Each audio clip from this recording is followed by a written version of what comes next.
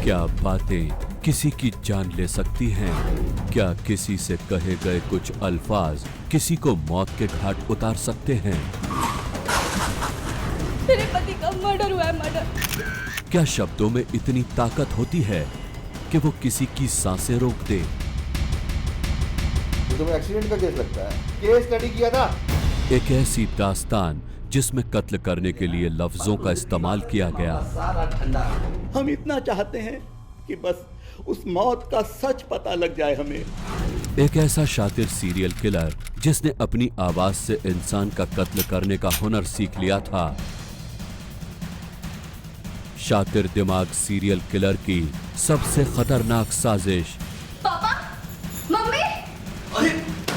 और हैरत अंगेज गुनाह की एक सच्ची कहानी।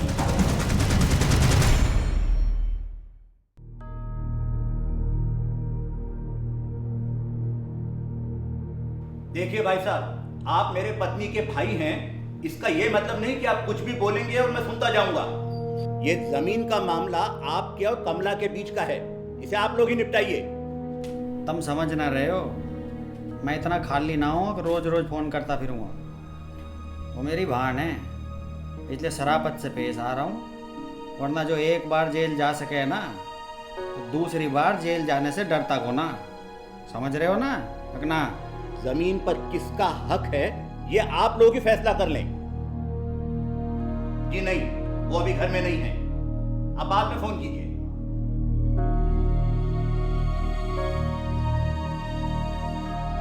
बेटा।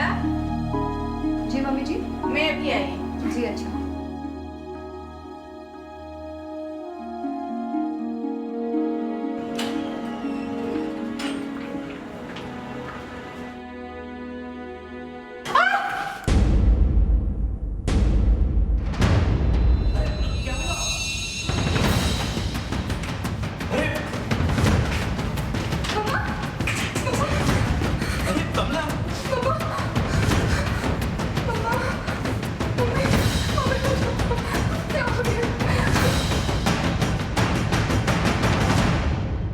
हंसते खेलते घर से खुशियाँ एकाएक रूठ गई थी। मरने वाली अरविंद की माँ थी।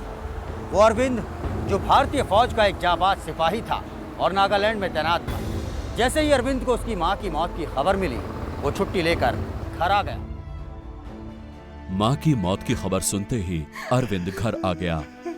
सरहद पर मुल्क की हिफाजत करने वाले अरविंद की जैसे पूरी दुनिया ही उजड़ गई थी। बेटा,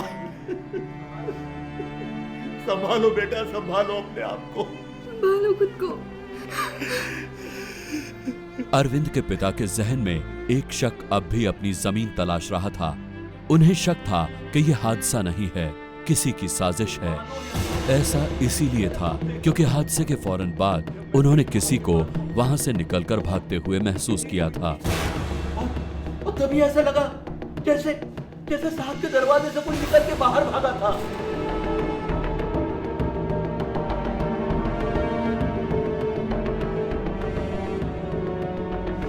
उन्होंने ये बात अरविंद को भी बताई, लेकिन अरविंद ने इसे पिता का वहम समझा।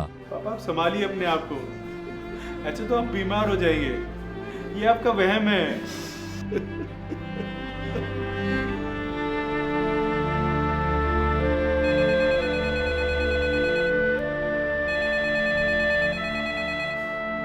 हेलो। और भाई अरविंद, के हाल है? तो मैं ना कहूँ था, पूरे काम का बुरा नतीजा ही हुआ भाई। शर्म करो, शर्म। क्या कह रहे हो तुम? तुम्हारी सगी बहन की मौत हुई है और तुम? अरे तो के हो गया, दुनिया में तो लोग रोज मरे। अब भैया जो जैसा बोएगा वैसा काटेगा। अब कमला तो वैसे भी। बस कर मामा, अगर तूने गंदी जुबान से माँ का दोबारा नाम निकाला ना, तो मैं भूल जाऊंगा तू मेरा मामा है। और बहुत हो गया तेरा सम्मान, अब कान खोल के मेरी बात सुन। जमीन गई तेल लेने, और आज के बाद अगर मैंने तेरा जीना हराम नहीं कर दिया ना, तो मेरा नाम भी अरविंद नहीं है। मामा की तल्ख जबान से अरविंद तिलमिला गया था, लेकिन वक्त बहुत बड़ा मरहम है। परिवार इस सदमे से धीरे धीरे उबरता गया और जिंदगी फिर से पटरी पर लौट आई।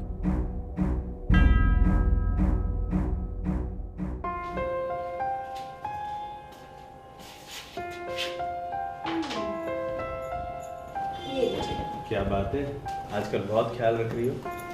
थोड़े दिनों बाद तो आप वैसे ही चले जाएंगे। हेलो। हेलो, मैं मनीष बात कर रहा हूँ। जी मनीष जी बोलिए। मुझे इंश्योरेंस के सिलसिले में आपसे कुछ बात करनी थी। निशा, मुझे 3 लोगों का इंश्योरेंस कराना था।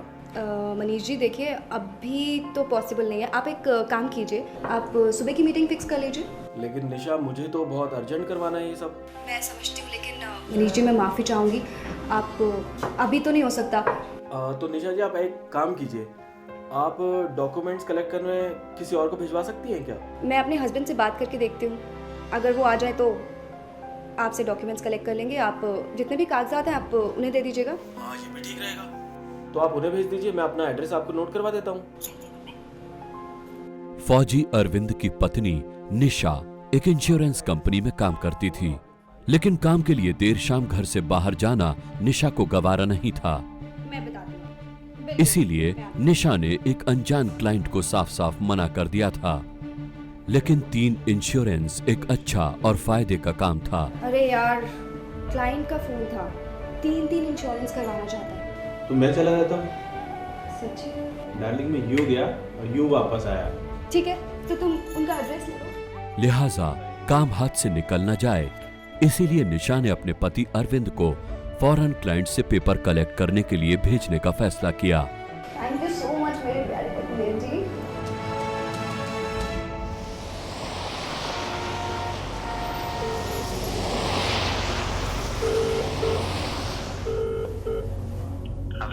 हेलो अरविंद, कहाँ हो तुम? क्लाइंट मिला कि नहीं? मैडम, मैं अरविंद नहीं, उनका तो एक्सीडेंट हो गया है। क्या? जी मैडम, मैं मौके पे खड़ा हूँ, मैं 100 नंबर मिला रहा हूँ। आप पता लिखो, आप भी यहाँ आ जाओ।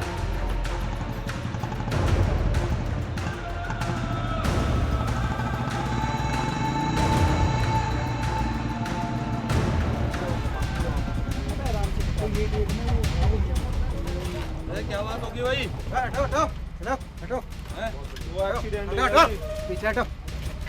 एक्सीडेंट हो गया? अच्छा, और तुम लोग क्या देख रहे थे? तुमने देखा भाई होते हुए? हैं? मैं तो सर था ही नहीं। अरे नहीं जाता, घर जा अपना। चले चले, भीड़ मत कर, चल दे दे।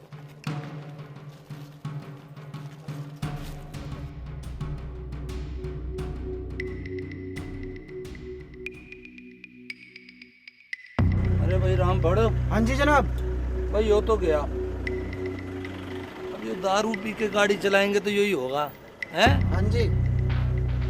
चलो भाई अपना काम तो करें। एक काम कर। जी जनाब। एम्बुलेंस को फोन मार और ठीक है। और इसका पोस्टमार्टम पे ले जाए इसे। ठीक है। ठीक है, और मैं इसकी गाड़ी का नंबर लेके इसके घर वालों को बुलाता हूँ थाने में। ठीक है मैं जनाब। थाने जा रहा हूँ। ठीक है जनाब। ठीक है, कोई दिक्कत हो तो फोन कर दियो। ठीक है जनाब।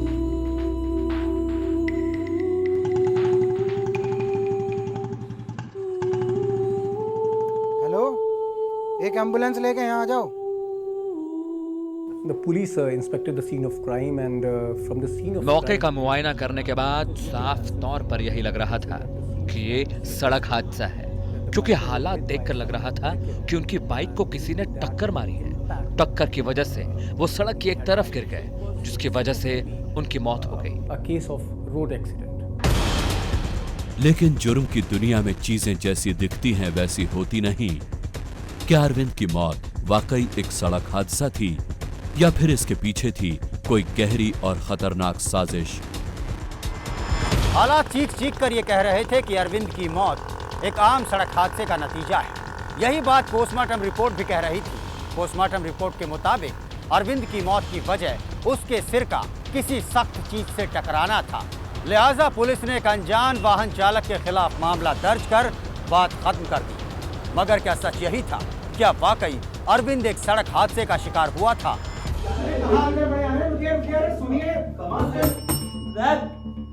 भाई आओ जी, आओ आओ, बैठो जी। हुक्म करो जी, क्या सेवा कर सकते हैं आपकी? मैं शहीद अरविंद का पिता हूँ, वो जिसकी 4 दिन पहले मौत हुई थी। बताओ जी, क्या कर सकते हैं आपके लिए? हुक्म करिए। जिसने अपने जवान बेटे की अर्थी को कंधा दिया हो, वो भला क्या हुक्म दे सकता है? साहब, मैं तो सिर्फ इतना चाहता हूं कि मेरे बेटे की मौत का सच सामने आ जाए। सच? जी कैसी बात कर रहे हो? अभी सच ले आते हैं सामने। अरे भाई फाइल दियो इसकी, क्या नाम है, फौजी की। ये रहा अपना सच। देखो जी, ये आ गई फाइल और ये रहा इसमें सच। और सच ये है कि आपका बेटा अपने दोस्तों के साथ रात को पार्टी कर रहा था, दारू घनी पी ली थी, झिली को नहीं, और बाइक चलाते वक्त उसे डिवाइडर दिखा नहीं, उसमें ठोके मारी, एक्सीडेंट हो गया, काम तमाम, फाइल खत्म, सच सामने आ गया। बकवास है ये सब। अरविंद शराब नहीं पीते थे। अरे उन्होंने तो शराब को कभी हाथ तक नहीं लगाया था। आप कौन जी? मैं उनकी पत्नी निशा। और उस दिन भी वो कई दोस्तों के साथ घूमने नहीं गए थे, वो तो मेरे साथ थे घर पर। और जब उस दिन मेरे फोन पर फोन आया तो निशा, मुझे 3 लोगों का इंश्योरेंस कराना था। अभी तो नहीं हो सकता। आप डॉक्यूमेंट्स कलेक्ट करने किसी और को भिजवा सकती हैं क्या? मैं अपना एड्रेस आपको नोट करवा देता हूँ। क्लाइंट का फोन था, 3 इंश्योरेंस करवाना चाहता है। तो मैं चला जाता हूँ। थैंक यू सो मच मेरे प्यारे जी। फिर क्या हुआ जी? ऐसे ही गए थे एकदम ठीक ठाक, और शराब भी नहीं पीते थे। ऐसे में आप बताइए कि एक्सीडेंट कैसे हो सकता है? तो ऐसे ठीक ठाक घर से गए, दारू भी नहीं पीते थे। तो मैडम जी, फिर ये एक्सीडेंट कैसे हुआ, ये तो बताओ। एक्सीडेंट नहीं है ये इंस्पेक्टर साहब, उनका मर्डर हुआ है। मेरे पति का मर्डर हुआ है, मर्डर। कत्ल? अजी कौन करेगा उसका कत्ल? वो ठहरा फौजी आदमी, उसका कौन होगा या दुश्मन? अरे यही तो आपको ढूंढना है साहब, कि आखिर अरविंद को किसने और क्यों मारा। पता तो हमें ही लगाना है। हाँ ठीक है, आप जो ये बातें हैं ना जी, हमें लिख के दे दो, हम उस पर पूरा एक्शन लेंगे, इन्वेस्टिगेशन करेंगे और मुलजिम तक पहुंचेंगे जी। और आप बिल्कुल भी घबराओ मत, बिल्कुल भी मत घबराओ, हम आपकी कह लें जी, हैं साथ में है जी आपके, बिल्कुल हर तरीके से।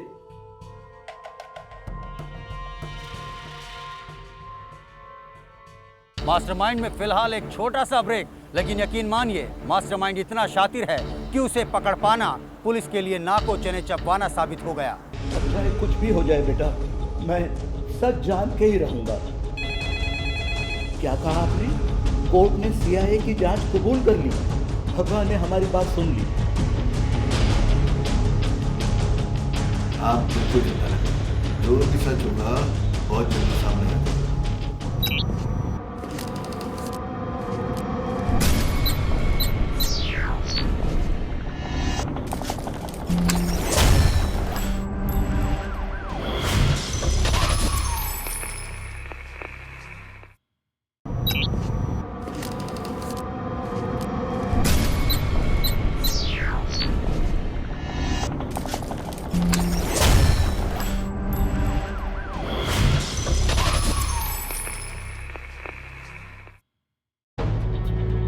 मौकाए वारदात के हालात की बुनियाद पर पुलिस अरविंद की मौत को भले ही सड़क हादसा मान रही थी, लेकिन अरविंद के पिता का दिल ये मानने को तैयार नहीं था।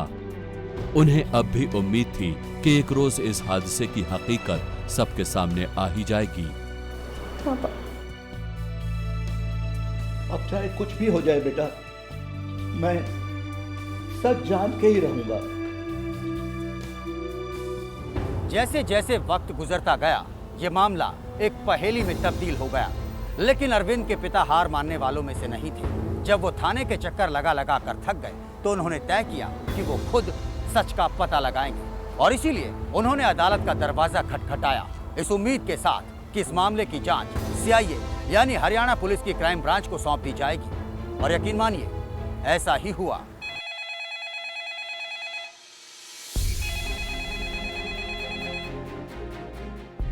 जी वकील साहब, जी क्या कहा आपने? कोर्ट ने सीआईए की जांच कबूल कर ली। ये तो बहुत अच्छी खबर सुनाई आपने। जी मैं आता हूँ, अभी आया मैं। बेटा, भगवान ने हमारी बात सुन ली। केस सीआईए को ट्रांसफर किए जाने से अरविंद के पिता को उम्मीद थी कि अब इनके बेटे की मौत का राज जरूर बेपर्दा हो जाएगा और गुनहगार सलाखों के पीछे पहुंच जाएगा। अरविंद की मौत का केस दिया गया सीआईए के तेज तर्रार अफसर इंस्पेक्टर रणवीर सिंह को। अंकल, आप बिल्कुल चिंता न करें, ये केस अब हमारे पास आ गया है। जो भी सच होगा बहुत जल्दी सामने आ जाएगा। साहब, हमारे बेटे की मौत का सच पता लगाना अब आपके ही हाथ में है। हमारी सारी उम्मीदें बस आपसे ही लगी हुई हैं। आप फिक्र ना करो अंकल, हम जल्दी से जल्दी इस केस की तह तक पहुंचने की कोशिश करेंगे। अपनी सेहत का ध्यान रखो, घर जाओ। जी।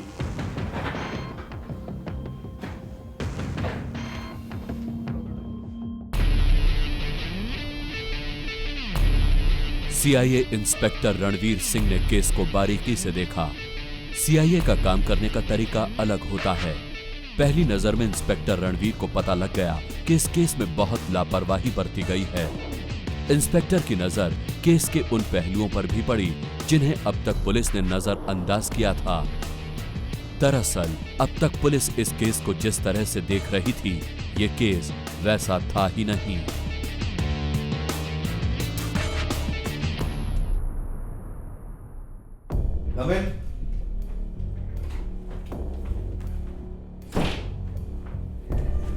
जय हिंद जनाब, ये फौजी वाला केस मेरे पास ही था जी। सारी डिटेल जानकारी इसमें है, पूरी फाइल है जी। जनाब, मैंने बड़ी बारीकी से छानबीन करी है ji. Simple open and shut case है जी, कुछ नहीं है इसमें आपका समय खराब करवा रहे हैं जी। मैंने तो बहुत बारीकी से देखा है। एक्सीडेंट केस है जी, दारू पी के गाड़ी चला रहा था, मर गया।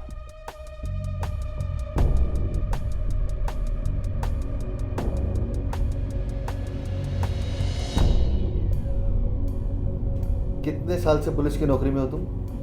मतलब जनाब, मैंने पूछा कितने साल से पुलिस की नौकरी में हो तुम? 13 साल हो गए जनाब। 13 साल?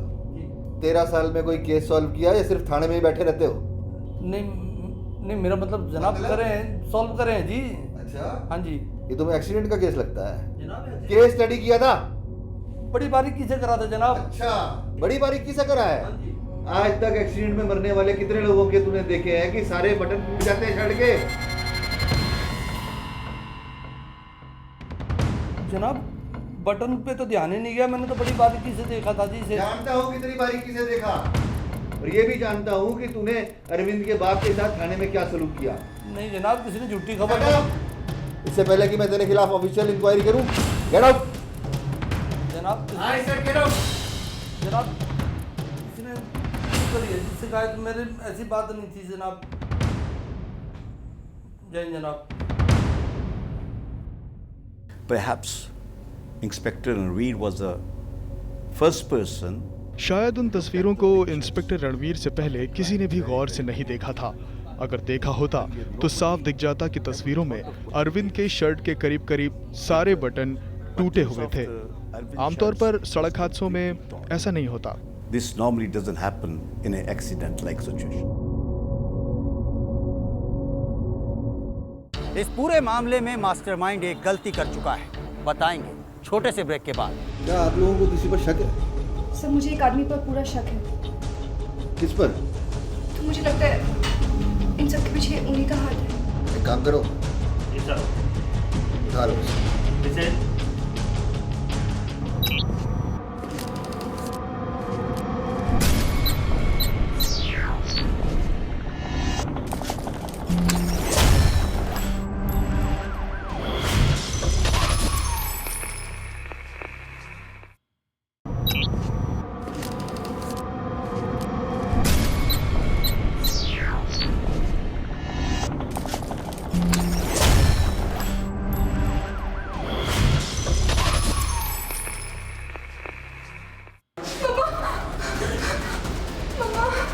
भैया जो जैसा बोएगा वैसा काटेगा। आज के बाद अगर मैंने तेरा जीना हराम नहीं कर दिया ना, तो मेरा नाम भी अरविंद नहीं है।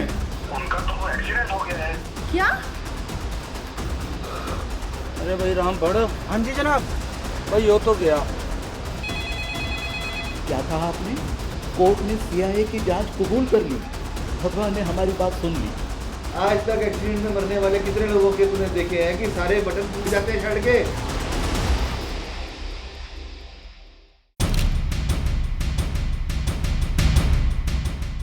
जाहिर है किसी सड़क हादसे में किसी के सारे बटन टूट जाएं, यह करीब करीब नामुमकिन है। इसके अलावा अरविंद की लाश के आसपास खून का बिखरा न होना भी कई सवाल खड़े कर रहा था। CIA ने अरविंद के पिता की बातों को गंभीरता से सुना, जो बता रहे थे कि अरविंद का बेरहमी से कत्ल किया गया है।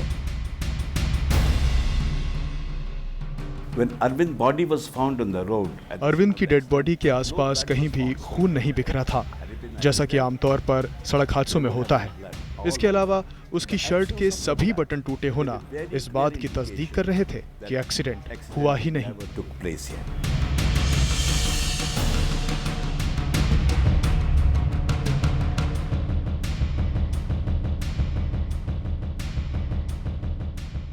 कल तक जो केस हरियाणा पुलिस के लिए एक्सीडेंट का केस था, वही केस CIA की टेबल पर पहुंचते ही हत्या के एक सनसनीखेज मामले में तब्दील हो गया। मौकाए वारदात पर अरविंद की शर्ट के टूटे हुए बटन और खून न मिलने से CIA को यकीन था कि यह मामला एक सनसनीखेज कत्ल का है। सवाल था तो बस इतना कि इस कत्ल को अंजाम किसने दिया। देखिए, आप लोगों पर क्या गुजर रही है मैं अच्छी तरह समझ सकता हूँ, लेकिन मैं आपको भरोसा दिलाता हूँ कि गुनहगार जल्दी सलाखों के पीछे होगा। क्या आप लोगों को किसी पर शक है? जी नहीं, अरविंद फौज में था, वो तो यहाँ रहता ही नहीं था, तो यहाँ किसी से रंजिश होने का तो कोई सवाल ही पैदा नहीं होता। ठीक है, ये काम तो हम देख लेंगे, लेकिन एक बात बताइए कि आप लोग। सर, मुझे एक आदमी पर पूरा शक है। किस पर? सर, अरविंद के मामा पर। उस दिन जब वो फोन पर बात कर रहे थे तो एक दूसरे से उनका झगड़ा भी हो रहा था। हाँ, तो मुझे लगता है इन सब के पीछे उन्हीं का हाथ है। The relatives think with their gut feeling. जब किसी करीबी परिजन की मौत हो जाती है तो परिवार वालों को गहरा सदमा लगता है। सदमे की इस हालत में परिवार वालों का दिमाग उसके लिए किसी को दोषी ठहराना चाहता है। It's a murder. And that gut feelings और इसीलिए कई बार परिवार वाले साधारण हादसों को भी साजिश मानने लगते हैं। should be a murder rather than a natural homicide. तो क्या निशा भी इस सदमे के तहत ही अरविंद के मामा पर शक जाहिर कर रही थी, या उसकी बातों में कुछ सच्चाई भी थी? पुलिस ने निशा की बातों को संजीदगी से लिया और अरविंद के मामा गजानन पंडित पर नजर रखनी शुरू की। गजानन एक प्रभावशाली शख्स था जिसकी सियासी पहुंच और रसूख से पुलिस भी वाकिफ थी, इसीलिए उस पर सीधे हाथ डालना पुलिस के लिए मुश्किल था। पुलिस ने गजानन के फोन को सर्विलांस पर लिया और उससे जुड़ी तमाम जानकारियां जुटाईं। इस दौरान पुलिस को गजानन पंडित संदिग्ध लगा। आखिरकार पुलिस ने उसे पूछताछ के लिए बुलाया। क्या कह रहे हो साहब? अरविंद ने मैंने मार दी। ये बात गलत है। मामा, गलत क्या है सही क्या है, यूं पता लगाने का काम तो हम पे छोड़ दे। तो ये बता कि थोड़े दिन पहले तेरा अपनी बहन के साथ यानी अरविंद की मां के साथ प्रॉपर्टी को लेकर डिस्प्यूट चल रहा था कि नहीं, जिसके चलते तेरी अरविंद से कहासुनी भी हुई थी? हाँ सही बात है, अरविंद से कहासुनी हुई थी हमारी। और ये भी बात सही है कि हमारी बहन से जमीन को लेकर हमारा विवाद चल रहा था, पर मम्मा इतना कायर को नहीं कि अपने भांजे पे छुप के वार कर दे। तो अपनी तफ्तीश करो। तफ्तीश तो हम कर लेंगे, लेकिन याद रखना जब बुलाएंगे तो आ जाना। आ जाएंगे। गजानन पंडित से पुलिस की पूछताछ में कोई नई बात सामने नहीं आ पाई, लेकिन उसकी बातों से पुलिस को यह जरूर लगा जैसे वो पुलिस से कुछ छिपा रहा था। अब तक CIA के अफसरों का पूरा शक अरविंद के मामा पर था, इसीलिए वो लगातार सर्विलांस पर भी था। लेकिन जब सीआईए अफसरों ने बारीकी से कॉल डिटेल्स की जांच की तो एक ऐसे शख्स का चेहरा उभर कर सामने आया जिसे देखकर खुद सीआईए के अफसर भी हैरान रह गए। जनाब, सर ये निशा की कॉल डिटेल है।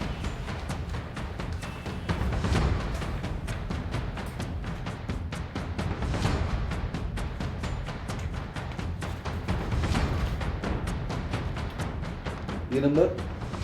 सर ये वही नंबर है जिस पर निशा की जिस दिन मर्डर हुआ उस दिन बात हुई थी, और अब कुछ दिनों पहले भी इसी नंबर पर बात हुई थी। निशा की कॉल डिटेल्स में मिले उस अनजान नंबर से पुलिस का माथा ठनक गया। अब पुलिस ये जानने में लग गई कि ये नंबर आखिर था किसका। उम्मीद है कि एक ज्ञान हमारे ये पुलिस का एक स्टैंडर्ड प्रोसीजर है कि कत्ल के बाद पुलिस मकतूल और उसके करीबियों की कॉल डिटेल्स की जांच करती है। इसी जांच के तहत पुलिस की नजर निशा की कॉल डिटेल्स में मौजूद एक नंबर पर ठहर गई। पुलिस ने छानबीन की तो पता चला कि यह नंबर मनीष का था, वही मनीष जिससे उस रात निशा के कहने पर अरविंद मिलने गया था। यह तथ्य पुलिस के लिए भी चौंकाने वाला था। सीआईए ने मनीष के घर जाकर पूछताछ करने का फैसला किया। तुम कैसे जानते हो अरविंद को? मैं उसे नहीं जानता सर, और मैंने तो उसका चेहरा तक नहीं देखा। हाँ, उसकी पत्नी निशा, उसे मैं जानता हूँ, और उसका नंबर भी मैंने इंटरनेट से लिया था, वो भी एक इंश्योरेंस करवाने के लिए। वो एक इंश्योरेंस एजेंट है। मैंने उसे कॉल किया और उसने कहा कि मैं अपने पति को भेज रही हूँ डॉक्यूमेंट्स कलेक्ट करवाने। वो आए नहीं और मैंने इंश्योरेंस कहीं और से करवा ली। इसके अलावा मैं उसे नहीं जानता सर। तो ये बात है? जी सर, यही बात है। तुम्हारी लास्ट टाइम निशा से कब बात हुई थी? मेरी बात नहीं हुई निशा से दोबारा। का? हाँ सर, पक्का। एक बार फिर सोच लो, आगे सोचने का मौका नहीं मिलेगा। हाँ सर, अभी एक हफ्ता पहले मेरी उससे बात हुई है, और वो भी एक इंश्योरेंस के सिलसिले में। इसके अलावा मेरी उससे कोई बात नहीं हुई है।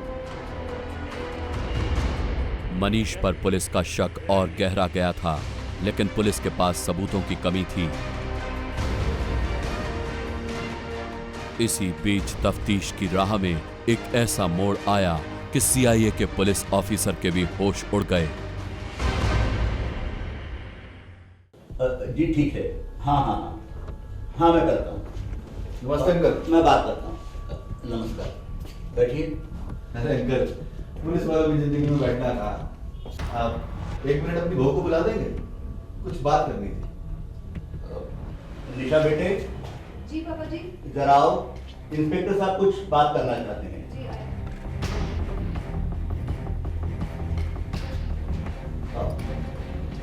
सॉरी मैडम जी, तकलीफ देने के लिए माफी चाहता हूँ। नथिंग ऑफिशियल, पर्सनल विजिट है जो। वो क्या है ना, बीमा करवाना था अपना। आप तो जानते हो हमारा काम काफी रिस्की है, नहीं? बीमा तो हो जाएगा ना हमारा। देखिए, उनके जाने के बाद मैंने ये सब काम बंद कर दिया है। आप कहीं और से करा लीजिए। काम करना छोड़ दिया? ओहो, क्यों? कमाल है, आप कौन होते हैं ये सब पूछने वाले? देखिए, अगर आपको केस से जुड़ा हुआ कोई भी सवाल करना है तो प्लीज पूछिए, नहीं तो जाइए यहाँ से। अरे मैडम, आप तो नाराज हो गई। चलिए केस की बात कर लेते हैं। आपने अपने पति को जिस शख्स के पास भेजा था डॉक्यूमेंट्स कलेक्ट करने उस दिन, उसने बीमा करवा लिया आपसे? नहीं, उसने कहीं और से।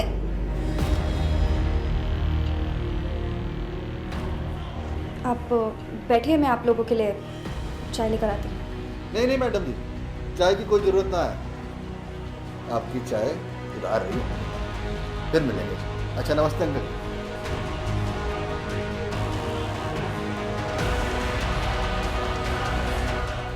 How did Nisha came to know that? निशा को आखिर कैसे पता चला कि मनीष ने कहीं और से बीमा करवा लिया था? ये बात तो उसने सिर्फ पुलिस को बताई थी, और निशा हादसे के बाद बीमा एजेंट का काम बंद कर चुकी थी। साफ था दोनों एक दूसरे को जानते थे। कॉल डिटेल से भी ये पता लग चुका था कि दोनों की आपस में पहले भी कई बार बात होती रही है। तो ये माजरा है, यहाँ चिराग तले अंधेरा है। एक काम करो, जी सर। उठा लो इसे। किसे? जी सर। शक की बिना पर सीआईए ने मनीष को गिरफ्त में ले लिया। इसके बाद उससे सख्ती से पूछताछ हुई। इस बार पूछताछ का अंदाज जरा अलग था, इसीलिए मनीष भी सच बताने से खुद को रोक नहीं पाया। लेकिन जो सच उसने सीआईए को बताया वो इतना चौंकाने वाला था कि खुद आपको भी चौंका देगा।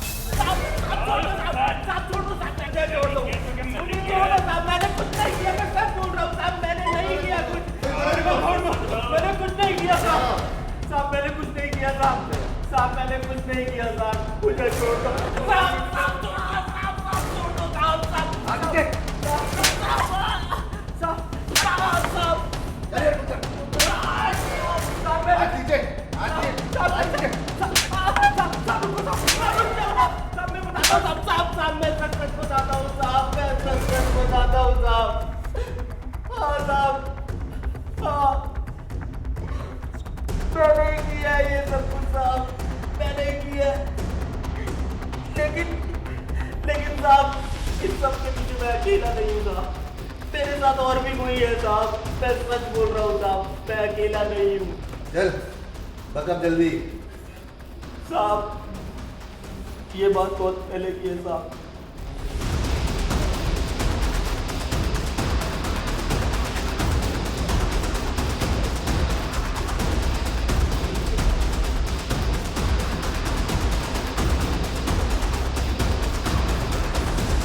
मैंने इसके अलावा कुछ नहीं किया साहब, और कुछ नहीं किया। मैं सच कह रहा हूँ साहब, मैं सच कह रहा हूँ। सुन ली इसी कहानी? अब क्या फिल्म बनाएगा इसी कहानी पे? डाल अंदर इसने। In many cases, culprit is the least. कई बार मुजरिम वो होता है जिस पर शक सबसे कम हो। Now Manish told the police who was the real murderer.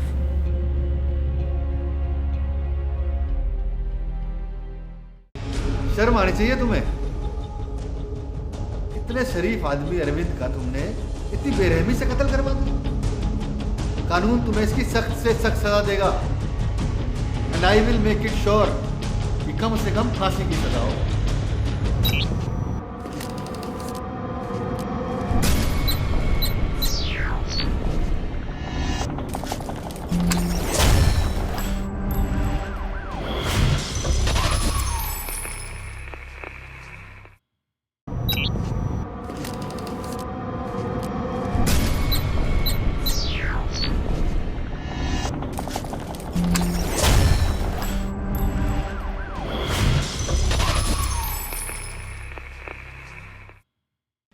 शर्म आनी चाहिए तुम्हें। इतने शरीफ आदमी अरविंद का तुमने इतनी बेरहमी से कत्ल करवा दिया। कानून तुम्हें इसकी सख्त से सख्त सजा देगा। And I will make it sure कि कम से कम फांसी की सजा हो। देखो मनीष ने हमें सब कुछ बता दिया है, पर अब तुम्हारी भलाई भी इसी में है कि अपना जुर्म कबूल कर लो। कौन जानता था मैं अपने बेटे की शादी उसकी मौत से करा रहा हूं? क्यों मारा मेरे बेटे को, अपने पति को? कम से कम मुझे इतना तो बता दे। क्योंकि मैं मनीष से प्यार करती थी। अरविंद में तो वो बात कभी थी ही नहीं। और मैं और मनीष तभी एक हो सकते थे जब अरविंद हम दोनों के रास्ते से हमेशा हमेशा के लिए चला जाता। मनीष कब तक चलता रहेगा यार ये सब? मैं तंग आ गई हूं इन सबसे। हम तभी मिल सकते थे जब अरविंद मेरे रास्ते से हट जाता। और मैं जानती थी कि अरविंद की मौत के बाद उसकी इंश्योरेंस पॉलिसी का सारा पैसा मुझे मिलना था। निशा, मुझे सिर्फ एक मौके का इंतजार है, और जिस दिन वो मौका मेरे हाथ लग गया ना, हम दोनों को मिलने से कोई नहीं रोक पाएगा।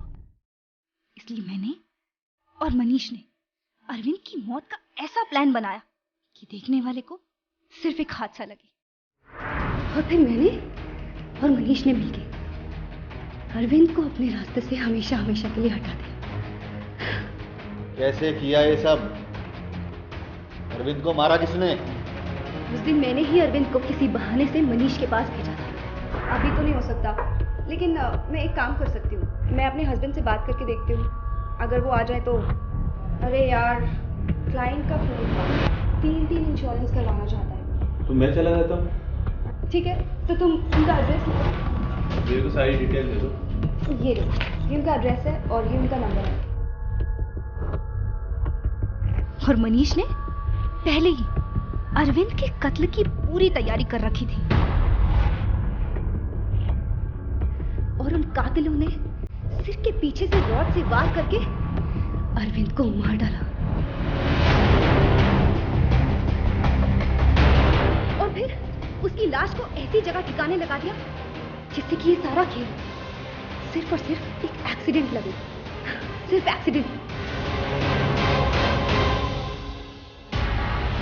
और इसी तरह तुमने एक जिंदगी को मौत का कफन पहना दिया, है ना? एक नहीं, 2।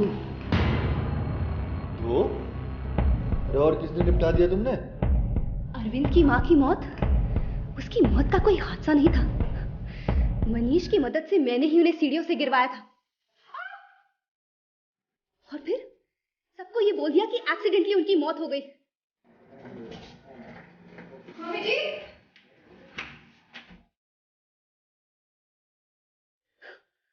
और सब मान भी गए।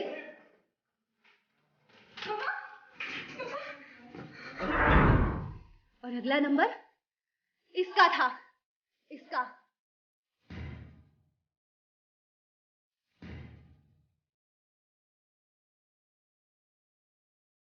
एक्सीडेंट नहीं है ये इंस्पेक्टर साहब, इसका मर्डर हुआ है। मुझे सिर्फ एक मौके का इंतजार है और जिस दिन वो मौका मेरे हाथ लग गया ना, हम दोनों को मिलने से कोई नहीं रोक पाएगा। क्या बात है, आजकल बहुत ख्याल रख रही हो। थोड़े दिनों बाद तो आप वैसे ही चले जाएंगे।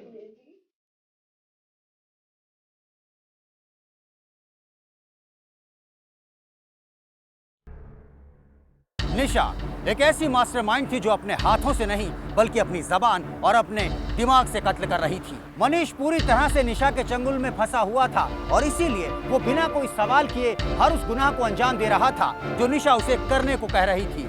ये कहानी हमें बताती है कि कई बार मास्टरमाइंड अपने मासूम चेहरे को अपना नकाब बना लेता है और उसके पीछे पूरी तरह से छिप जाता है। ऐसे मास्टरमाइंड हमारे और आपके चारों तरफ मौजूद हैं, तो आप चौकन्ने जरूर रहिएगा।